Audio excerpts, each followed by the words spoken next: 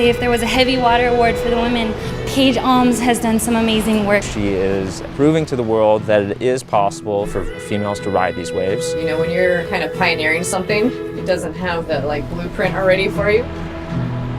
Oh, there's a river that winds on forever. It's a facet of wave riding that anybody can understand. You know, small person, big wave, life-threatening consequences, anyone can grasp that. She's charging Jaws and no one really knows about it. Something's about, oh, I can get these big sponsors, or who looking at me. If you're doing it for that reason, hang up your surfboard. I'll tell you, it's the most inspiring thing in the world to me. I mean, that's what people want in this life, in this world, you know, is to be inspired. To the ends of the earth, would you follow me?